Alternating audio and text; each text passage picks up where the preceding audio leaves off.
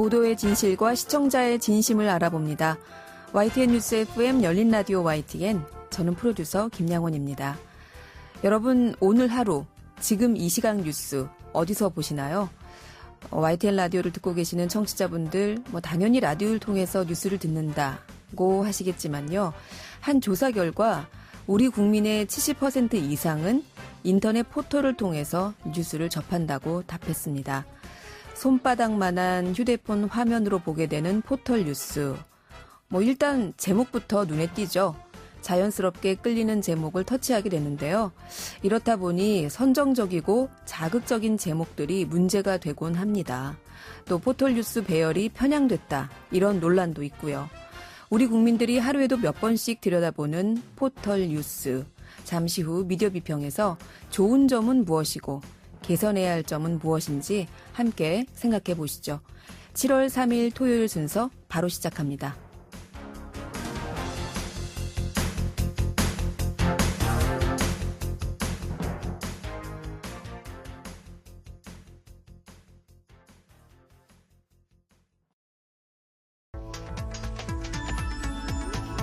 미디어가 전하는 이슈에 대한 다양한 분석과 팩트체크까지 바로 보고 뒤집어 보고 꼭꼭 씹어보기 위한 미디어 비평 프로그램 열린 라디오 YTN. 네, 한 주간 뉴스를 꼭꼭 씹어보는 시간 미디어 비평입니다. 오늘은 송경재 상지대 교양학부 교수님 전화 연결돼 있습니다. 교수님 안녕하세요. 네, 안녕하세요. 네, 송 교수님 저희 프로그램에 처음으로 함께 하시는데 반갑습니다. 네. 네. 자, 이제 포털이 미디어의 메인 중에 메인이 된 시대인데요. 얼마 전에 영국의 로이터 저널리즘 연구소에서 한국의 포털 뉴스와 관련해 흥미로운 보고서가 나왔다고요. 네, 그렇습니다. 영국의 이제 옥스퍼드대 부설로 이제 로이터 저널 연구소라는 게 있는데요. 네. 매년 전 세계 한 46개국을 대상으로 이제 뉴스 이용 조사 결과를 발표하고 있어요. 네. 올해는 1월 13일부터 2월 9일까지 한국의 뉴스 이용 조사를 실시했는데 응답자는 한 2,006명 정도였습니다. 네. 여기서 한국인의 뉴스 이용 패턴이 특징이 나왔는데요. 바로 한국인이 온라인 뉴스를 볼 때 검색 엔진과 뉴스 수집 사이트, 그러니까 포털이 포털 뉴스를 이용하는 비율이 한 72% 정도로 나왔어요. 그러니까 전 국민을 대상으로 한다면은 한 성인 4명 중에 3명? 이 정도가 그러네요. 포털에서 뉴스를 본다는 얘기죠. 네. 영국이 한 19%, 미국이 30%니까 한국 국민들이 포털 뉴스를 정말 사랑한다고 해야 될까요? 네. 아마 뉴스 이용상에 이런 특징이 좀 나타나고 있는 것 같고요. 참고로 전 세계 평균을 보면은 한 33% 정도였으니까 포털 뉴스를 이용한다는 게 한국이 2배 이상 높은 것 같습니다. 네. 저 역시 사실은 포털로 간편하게 뉴스를 검색하고 나오거든요. 네네. 근데 우리는 그게 너무 당연한 거라고 생각을 했는데, 전 세계 평균이 30%대밖에 안 되고, 심지어 영국 같은 경우에는 한 19% 정도만 포털을 통해서 뉴스를 본다. 우리나라 사람들이 진짜 포털 뉴스를 많이 보긴 하네요. 예, 그렇죠. 네. 왜 이렇게 우리는 포털로만 뉴스를 본가요? 첫 번째는 하루에 한국에서 뉴스가 한 4,000개 정도 생산된다고 해요. 네. 이것을 모두게 다 볼 수 없는데 한눈에 보기 좀 편하다는 거죠. 그래요. 예, 그리고 이제 두 번째는 좀 한국 뉴스 이용자가 초기에는 한두 언론사가 아니라 좀 다양한 언론사 뉴스를 비교하면서 보기를 좀 즐겼어요. 그래서 포털 뉴스를 보면서 뉴스를 좀 비교하기도 하고. 네. 그래서 포털 뉴스 서비스 초기에는 여론의 용광로다. 이런 이야기도 나왔습니다. 아, 여론의 용광로는 포털. 네. 포털을 보는 그 이유 중에 하나가 저 같은 경우에 위에 기사들 보고요. 네. 그 기사 밑을 쭉 내리면 댓글이 막 달려 있잖아요. 네. 일단 댓글이 많은 기사들이 뭔가 사람들이 관심 있는 기사일 거다. 실제로 랭킹 뉴스 같은 거 포털에 네네. 보면 따로 분류해서 많이 본 뉴스 이렇게 하기도 하고요. 네. 근데 그 댓글을 보는 재미도 사실 있거든요. 예, 바로 이제 뉴스 댓글이나 토론방 이런 게 네. 시민들이 이제 포털로 뉴스를 보는데 이제 한몫하고 있는 것 같아요. 뭐 지금은 이제 연예나 스포츠 뉴스 등에서는 이제 뉴스 댓글이 좀 사라졌는데 네. 아직도 이제 그 다른 부분에서는 남아 있고요. 이 뉴스 댓글을 통해서 뭐 세상의 여론을 좀 볼 수 있다라고 하는 장점이 있었죠. 네. 그리고 또 다른 장점으로 이제 포털이 제공하는 서비스가 아주 너무 많거든요. 뭐 그렇죠. 단지 뉴스만이 아니라 그렇죠. 뭐 이메일, 블로그, 뭐 정보 검색, 뭐 경제 정보, 그러니까 인터넷에서 할 수 있는 서비스가 포털에서 진짜 원스톱으로 해결이 되는 거죠. 네. 그러니까 사람이 모이는 게 좀 어떻게 보면 당연한 건데 이제 전 세계적으로 이런 게 보통 종합정보 서비스형 포털이라고 하거든요. 이런 유형을. 네. 이런 서비스를 하는 게 한국과 일본이에요. 근데 이제 흥미로운 게 일본도 이번 그 로이터 저널리즘 연구소 조사 결과 포털에서 뉴스를 본다는 비율이 한국 다음으로 네. 높은 69%가 나왔습니다. 그러니까 결국에는 이렇게 종합 정보를 네. 제공하는 이런 형식의 포털을 운영하는 우리나라나 일본 이런 곳에서 아무래도 사람들이 편하니까 네. 네, 포털에서 뉴스 역시 보는 비율이 월등히 높은 상황이군요. 네, 그렇습니다. 자, 그런데 이게 문제는요. 이게 포털 뉴스가 우리가 지금까지 한 거로는 참 뭐 나쁜 건 없잖아요. 네. 네, 편리하기도 하고 여러 가지 정보들을 한꺼번에 접할 수 있기도 하고. 그런데 문제는 이렇게 순기능만 있는 거는 아니라는 거잖아요.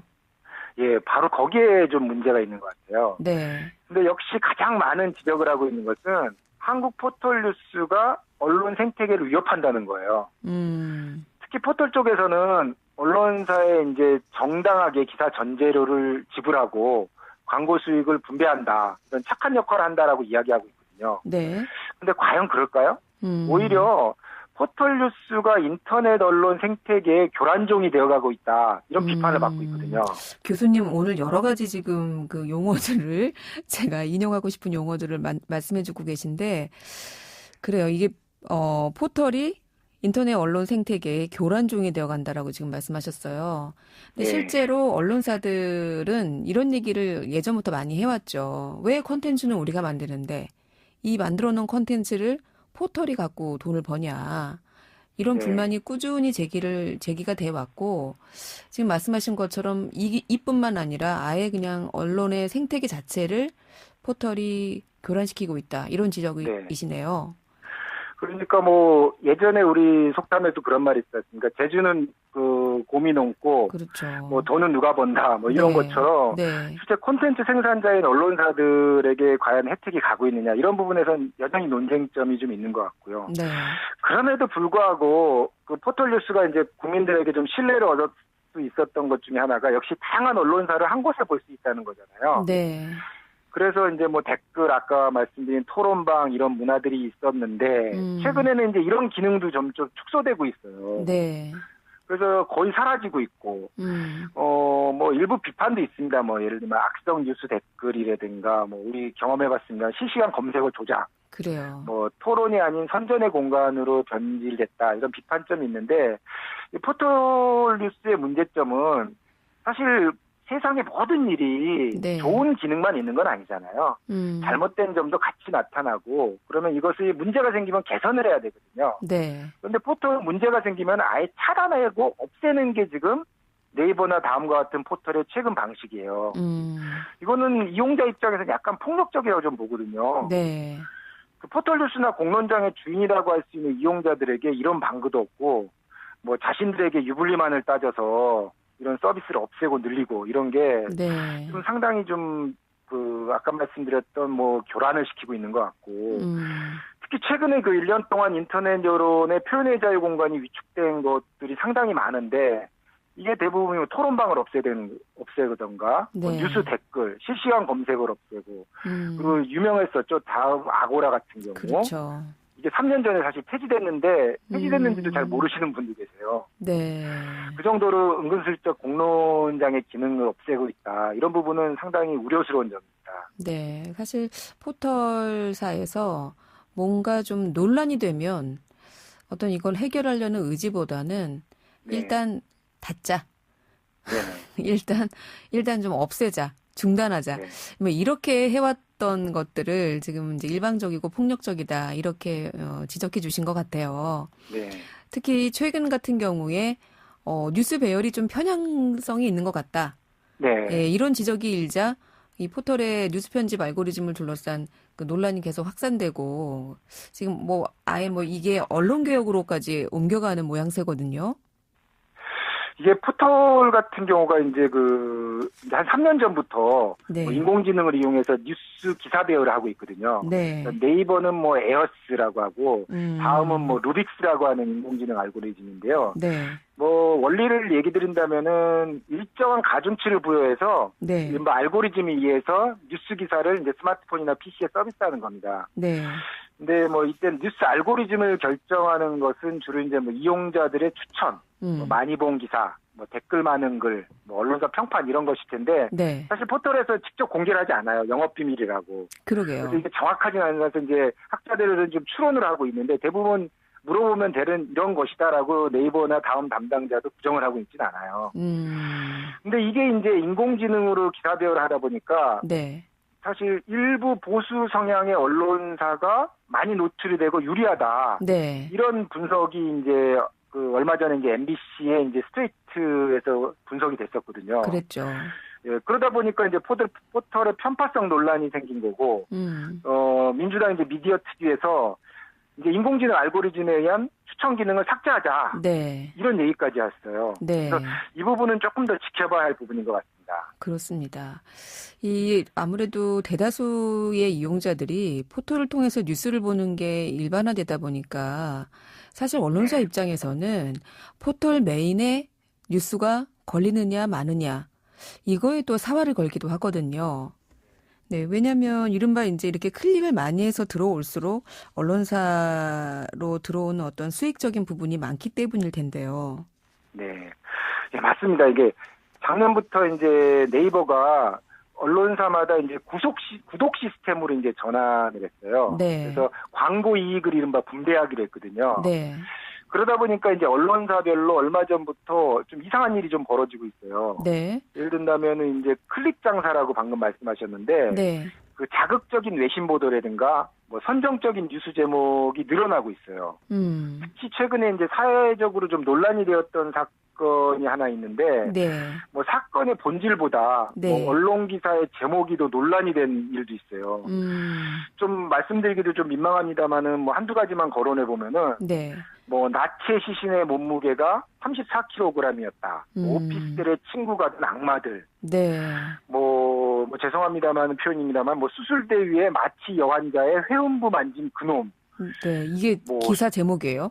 네, 기사 포털에서 서비스되고 있는 기사 제목이에요. 참 민망하죠. 또 뭐 최근에 실종되어서 7일 만에 그 야산에서 숨진 채 발견된 그렇죠. 교교생의 예. 안타까운 보도가 있었잖아요. 네. 그런데 뭐 발견 당시의 복장이나 네. 뭐 사망 당시의 추정 행동 이거를 말 그대로 추정 기사를 묘사를 해서 네. 사실 이거는 그 보도윤리 위반에 가까운 것이거든요, 사실. 그래요. 지금 말씀하신 대로 이런 어떻게 보면 각 그 언론사마다 보도 준칙이라는 게 있잖아요. 근데 네.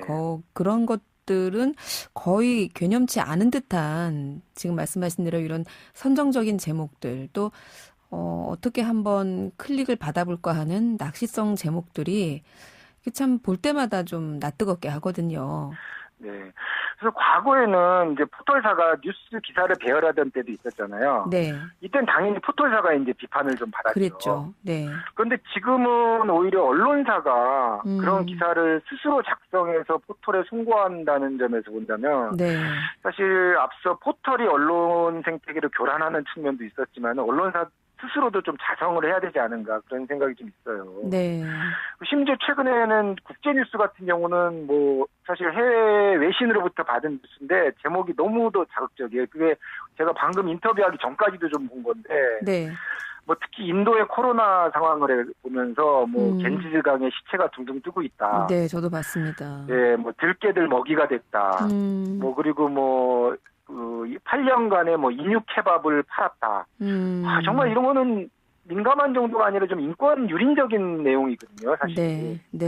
그래서 당초 이제 포털 뉴스가 자체 뉴스 편집을 안 한 이유가 일부 언론사의 관심을 끄는 이제 방해꾼들이나 뭐 반복적으로 뉴스를 송고하게 하는 이제 어뷰징을 차단하기 위해서였는데 네. 결국 돌고 돌아서 이제 편집권을 다시 언론사에 부여하니까 다시 클릭을 유도해서 수익 올리기에 혈안이 된 게 또 언론사의 문제로 또 제기되고 있는 것 같아요. 그래요. 이게 언론사들은 진짜 클릭을 받느냐 못 받느냐에 따라서 또 수익이 달려 있으니까 뭐 이럴 수밖에 네. 없지 않느냐 이런 볼멘 소리도 하는데 근데 네. 앞서 말씀하신 것 같은 기사들은 사실은 과거에는 뭐 이른바 해외 토픽이라고 해서 네. 사실은 정규 뉴스에서는 거의 다루지 않는 기사들이었잖아요. 근데 그렇죠. 예. 근데 이런 것들이 그냥 포털에 이게 여과 없이 노출이 되다 보니까 이게 참 어떻게 해야 되나 싶기도 한데요.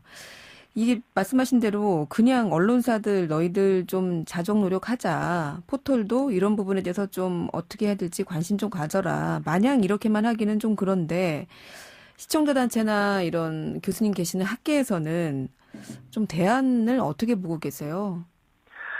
이제 물론 개별적인 책임은 사실 언론사나 포털사 각각 책임이 있을 겁니다. 네. 네, 사실 언론사에서도 이런 그 자극적인 제목 달기 장사를 하는 게 그 비판을 받아야 마땅하고요, 사실은. 네. 포털이 기사 배열의 편향성이나 이를 방관하는 것도 모두 문제라고 봐요. 근데 지금 더 근본적인 문제는 서로 책임을 지지 않는 상황이 된 거예요. 전 근본적으로 현재 한국 인터넷 언론 생태계가 포털이 등장하면서 더 기형적인 플랫폼을 가고 있다.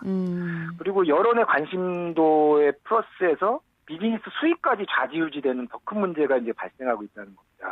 그래서 언론사와 포털사의 이해관계가 다르고, 네. 뭐 여기에 또 광고 수익 배분, 뭐 전재료, 클릭 장사 이런 비즈니스가 걸려 있으니까 좋은 결과보다는 나쁜 결과가 더 많이 나오는 것 같아요. 네. 그래서 결국 포털 뉴스는 앞으로도 계속 논란이 계속될 것 같아요. 그럼 대안을 말씀하셔야지 계속 논란이 네. 될 것 같다고 하시니까 자 이게 결국에는 이 언론사와 포털 간에 결국 비즈니스 관계로 얽혀 있기 때문에 이게 어떤 쉽게 해결은 좀 어려울 것 같다 이런 말씀이신데 네. 네. 그래도 어떻게 우리가 좀 이 시간을 통해서 개선점을 찾아 나가야 되지 않을까요, 교수님? 네, 그렇죠. 그래서 사실 저는 현상을 보려고 하지 말고 네. 본질을 보는 게 더 해결이 빨리 될 것 같다는 생각이에요. 네. 결국은 이 포털 뉴스와 관련된 모든 문제는 제도의 문제가 있습니다. 그 많은 분들이 잘 모르시고 계시는데 현재 포털 뉴스의 법적인 규정이 엄청나게 모호해요. 그 포털 뉴스는 미디어 관련해서는 신문법 제2조에 의해서 인터넷 뉴스 서비스 사업자예요. 아, 신문법이에요? 네네. 네. 정규 언론사가 아니라 네. 뉴스를 전달하는 서비스 제공사입니다. 언론사가 아니다. 네. 그런데 사실 아시겠습니다만 포털이 언론사라고 생각하는 국민이 대다수거든요. 그렇죠. 조사에서도 보면은 가장 네네. 신뢰하는 언론사가 어디예요? 물으면 네이버 이런 데 사람들이 말하잖아요. 그렇죠. 그리고 언론사에서도 네. 네이버나 뭐 이런 다음 같은 포털이 그 언론사라고 스스로도 인정을 하고 있고요. 설문조사 같은 것도 해보면은 네이버가 포털인데도 국민이 가장 신뢰하는 언론으로 뽑히기도 해요. 그러게요. 그러니까 언론으로 역할을 하고 있다는 거죠. 다만 법적으로는 뉴스 전달 기능만 한다는 모호한 지위에 있어요. 그래서 저 개인적인 생각으로는 네. 이제 포털 뉴스도 그 정상적인 언론의 법 체계를 좀 들어와서 네. 제대로 국민의 감시도 받고 그리고 이용자 입장에서 뭐 공공성이나 뭐 투명성, 책임성을 강화하는 법적 정비를 제도적으로 해야 됩니다. 이게 보다 근본적인 거죠. 네. 그래서 그 기준 같은 경우는 뭐 기존 신문 방송 같은 게 있었고 뭐 시청자나 뭐 독자위원회 네. 뭐 이런 있죠. 것도 있었고 또 포털 같은 경우는 조금 더 이제 투명함이 필요하니까 뭐 투명성 보고서의 제출 의무 뭐 이런 공공적인 기능을 고민하면은 충분히 답이 나올 것 같고 학계에서도 많이 논의가 됐거든요. 그렇군요. 예. 그래서 이런 근본적인 제도 개혁이 없다면 앞으로도 포털 뉴스와 관련된 문제 그리고 거기에 또 편승하려고 하는 어떤 시도들이 네. 계속 있을 수밖에 없을 겁니다. 그렇군요. 포털도 언론이라는 법체계, 이 언론이라는 링 위로 올라와라 이런 말씀이신 것 같아요. 그래야 네. 어떤 동일한 잣대로 포털 뉴스에 대해서도 서로 개선하고 규제하고 이런 것들이 좀 가능하겠다 이런 말씀이신 것 같습니다. 자, 오늘은 정말 우리가 큰 주제를 짧은 시간 안에 이야기 나눠봤는데요. 교수님 첫 순서였는데 감사하고요. 다음에 또 나와주세요. 네, 알겠습니다. 네, 오늘 말씀 고맙습니다. 네, 감사합니다. 네, 지금까지 송경재 상지대 교행학부 교수였습니다. 진실을 전합니다. 진심을 다합니다. 시청자 여러분의 목소리에 귀 기울이는 YTN 뉴스 FM 열린 라디오 YTN 토요일 저녁 8시 20분에 방송됩니다. 한 주간 YTN 라디오에서 방송된 프로그램들을 모니터링하고 평가해보는 시간입니다. 오늘은 박채린 시청자 평가원 전화 연결돼 있습니다. 평가원님 안녕하세요. 네, 안녕하세요. 네, 이번 주에는 어떤 프로그램 모니터링 하셨습니까? 네, 매주 평일 오전 9시 38분에 방송되는 양소영 변호사의 상담소, 매주 월요일 오후 1시에 방송되는 김혜민의 이슈앤피플을 살펴봤습니다. 저는 6월 14일부터 2주간 두 방송을 들었습니다. 먼저 양소영 변호사의 상담소부터 살펴보겠습니다. 네, 양담소 어떻게 들으셨나요? 네, 양소영 변호사의 상담소의 상담 내용이 특정 주제에 쏠려 있다는 점을 지적하고 싶습니다. 제가 모니터링했던 첫 주에는 총 5차례 방송 중 이혼 관련 소송을 3차례나 다뤘습니다. 남편의 과도한 주식 투자가 이혼 사유에 해당하느냐, 이혼 소송 중에 남편이 사망했는데 상속인이 될 수 있을까, 이혼 후 연금도 분할받을 수 있는가 등이 주제였습니다. 실제 이혼 관련 상담이 많이 들어와서 상담 내용도 이혼에 쏠려 있을 수 있긴 합니다. 하지만 해당 프로그램 홈페이지 상담 신청 게시판에 이혼 관련 상담글보다는 노동과 의료 소송 관련 글들이 보였는데요. 하지만 정작 방송에선 해당 주제를 다루지 않았습니다. 즉 제작진이 다른 주제를 택할 수 있음에도 이혼 분야를 골랐다고 볼 수 있습니다. 주제의 폭을 넓히기 위해서 최대한 다양한 사람들의 여러 고민을 듣는다면 화나고 답답하고 억울한 당신의 법률 고민을 함께 풀어본다는 프로그램 취지에 더 부합할 것으로 생각합니다. 네, 프로그램의 상담 주제가 가사소송, 특히 이혼 관련 소송 관련해 너무 치중해 있는 것 같다 이런 지적해 주셨고요. 다른 의견은 어떠신가요? 네, 양담소는 사연 상담 전에 언론 등에 소개된 분쟁을 통해 법률 상식을 알려주는 시간도 있는데요. 이때 나온 진행자 발언에 대해 짧게 짚으려고 합니다. 지난 6월 23일 방송에서 공공기관 민원인이 여성 공무원에게 성희롱성 발언을 해 해당 공무원이 충격을 받아 정신을 잃은 사례를 소개했습니다. 이 민원인이 어떤 법적 처벌을 받았는지 설명했는데요. 이 과정에서 진행자는 여성들이 좀 강해졌으면 좋겠다, 같이 대들었으면 좋겠다라는 말을 했습니다. 진행자는 안타까운 마음에 한 말이겠지만 충격으로 쓰러지기까지 했던 피해자가 이 말을 들었다면 오히려 상처를 더 받았을 수도 있지 않을까 하는 생각이 들었습니다. 민원인 공무원이라는 상황 때문에 피해자가 적극적으로 대항하기 어려웠을 수도 있고요. 또 우리 사회를 떠들썩하게 했던 성폭력 사건들을 보면 여성들이 피해 사실을 말하기 어려웠던 경우가 많습니다. 그런 점에서 성폭력 관련 사안에서 피해자에게 안타까움을 표하더라도 특히 좀 더 예민하고 신중하게 발언할 필요가 있을 것으로 보입니다. 네. 자, 이어서 이슈앤피플 모니터링 내용도 한번 들어볼까요? 네, 김혜민의 이슈앤피플에는 책의 저자가 게스트로 등장하는 경우가 많습니다. 6월 14일에는 시그림책이라는 새로운 형태의 시집을 낸 박준 시인이, 그리고 6월 18일에는 2000년 출간돼 200만 부 넘게 팔린 괭이뿌리말 아이들의 저자이자 최근 20년 만에 신작을 낸 김충미 작가 등이 출연했습니다. 저자의 출연 의도나 신간 소개 내용이 금방 이해될 만한 인터뷰이긴 했지만 왜 꼭 이 저서를 소개하는지에 대한 이유는 명확하게 밝히지 않은 때가 있었는데요. 예를 들어 지난 6월 21일에는 엔잡 노하우를 소개하는 재테크 자기개발서의 저자를 초대해 인터뷰했습니다. 인터뷰 내용은 좋았지만 엔잡과 관련해 무수히 많은 베스트셀러들이 있는데 왜 이 책을 골랐는지에 대한 설명은 없었습니다. 인터뷰 내용을 보면 초대된 작가가 진행자와 이전 프로그램에서 만났기 때문에 안면이 있던 상황인데요. 이 점이 섭외의 배경이 아닌가 추측할 수 있었습니다. 청취자에게 양질의 책을 소개해야 하는 코너에 걸맞은 섭외 방식인지 조금 의문이 들었습니다. 섭외 이유가 분명하게 드러날 때 더 신뢰받을 수 있겠다는 평가입니다. 네. 오늘은 이슈앤피플 그리고 양소영 변호사의 상담소 이 두 프로그램에 대한 시청자 평가원의 의견 들어봤습니다. 오늘 말씀 고맙습니다. 네, 감사합니다. 네, 지금까지 박채린 시청자 평가원이었습니다.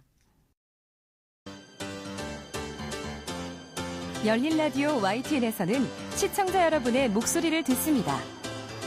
참여 신청과 의견은 유료 문자 샵 0945, 우물정 0945나 YTN 라디오 프로그램 열린 라디오 YTN 게시판을 통해 남겨주세요.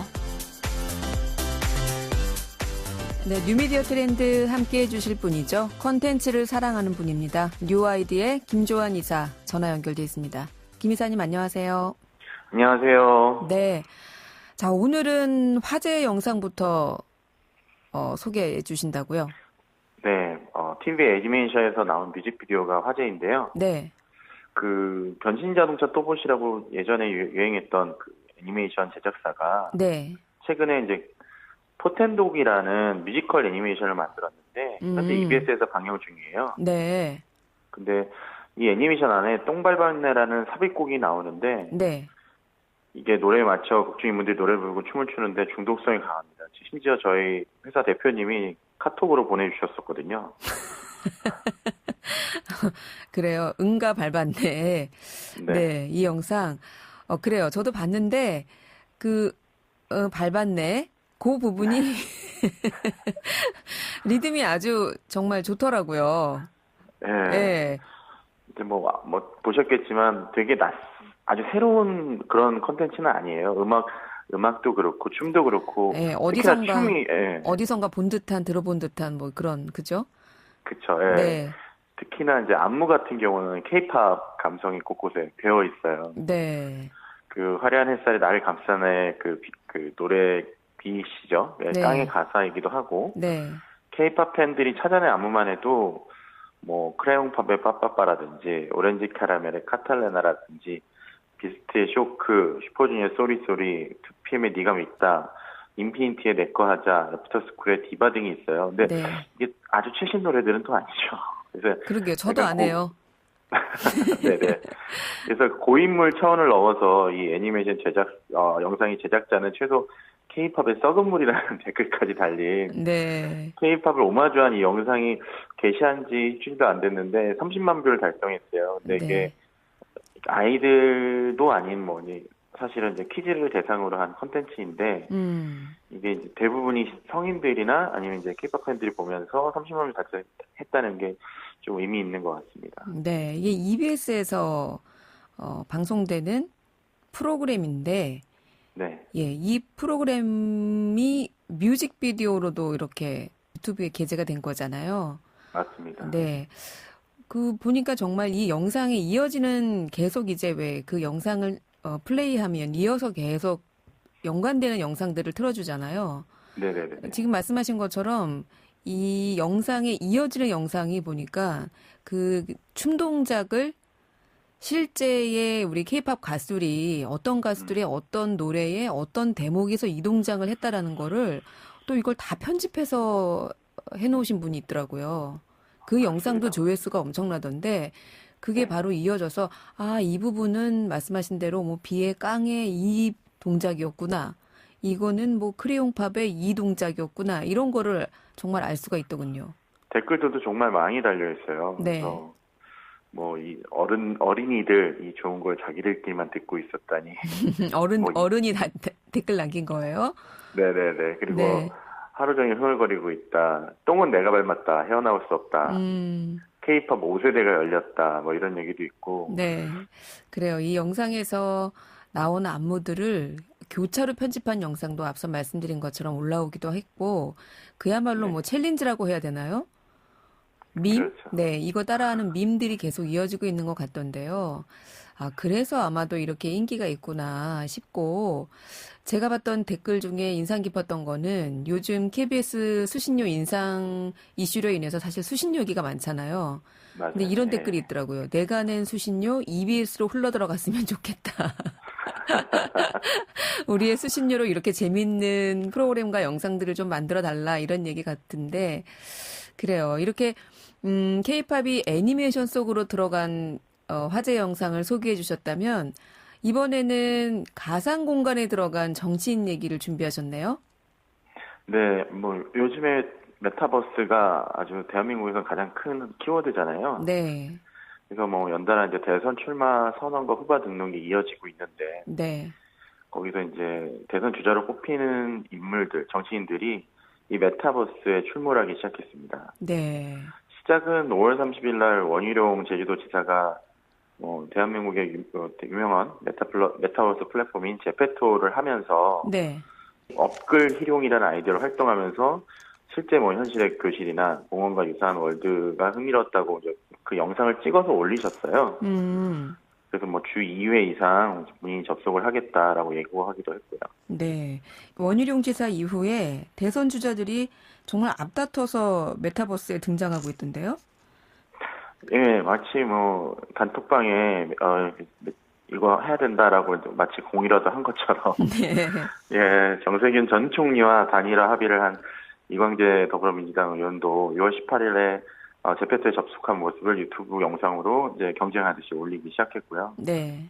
박용진 의원도 6월 21일 날 제페토 맵 안에서 대선 캠프 출범식을 치렀어요. 그래서 뭐 본인의 캠프에는 큰 사무실이나 의전, 줄 세우기 같은 허려식 없다면서 거기서 뭐 가상에서 사진도 찍고 여러 가지 하는 것들을 뭐 보여줬습니다. 네. 그리고 이낙연 전 더불어민주당 대표도 제페토를 통해서 내 삶을 지켜주는 나라 맵을 공개했고요. 네. 이 또한 아마 대선 출마 선언 시의 가상세계 버전이었지 않았나라 생각합니다. 가장 최근에 이제 대선 출마 출정식을 한 분이 이재명 경기도지사인데 네네. 그분은 그냥 유튜브에서 하셨잖아요.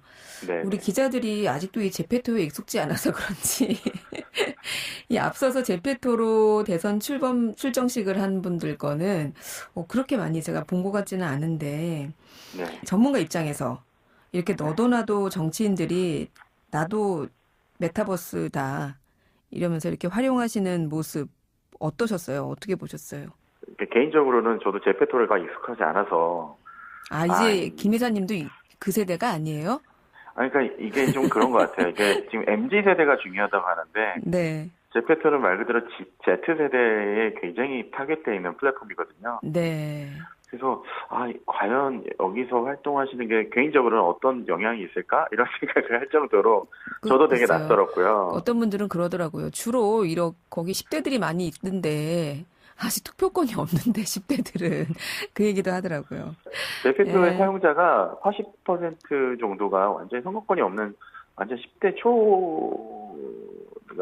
초등학생들 뭐 이런 세대들입니다. 중학생도 많지 않을 거라 생각이 드는데 네. 이게 뭐 정치 활동으로 바로 이어지지 않겠죠. 그리고 팔로워 수도 적지만 걱정되는 건 유튜브 조회수도 많이 적더라고요. 왜 걱정을 하세요, 김 이사님이? 네, 이거를 이렇게 노력을 하시는데 네. 이거 노력하는 걸 사람들이 알까라는 생각이 자꾸 들어서 기자분들도 말씀하신 것처럼 이제 기사를 내려면 이걸 봐야 되는데 네. 네, 그 제페토에 들어가는 것도 어렵고 만약에 유튜브로 찾는 것도 어렵다고 하면 네. 야 이게 과연 뭘 얻을 수 있을까라고 하는데 개인적으로는 그런 생각이 들었어요. 이게 10대들 타겟으로 하는 게 아니라 네. 이런 메타버스가 낯설고 혹은 관심이 있는데 그게 뭘까라고 궁금해하고 있는 지지층들한테 네. 내가 이렇게 어떤 변화되는 세계에 대응할 수 있다는 걸 어필하려고 하는 것이 아닌가라고 생각을 했습니다. 얼마 전에 그 미국 대통령이죠. 바이든 대통령이 우리 그 유명한 동물의 숲에 이 대선 캠프 메타버스를 꾸렸다고 해서 화제가 됐었는데 우리 정치인들도 이 점차 이런 그 가상 공간에도 영역을 넓혀가는 게 아닌가 이런 생각이 좀 드네요.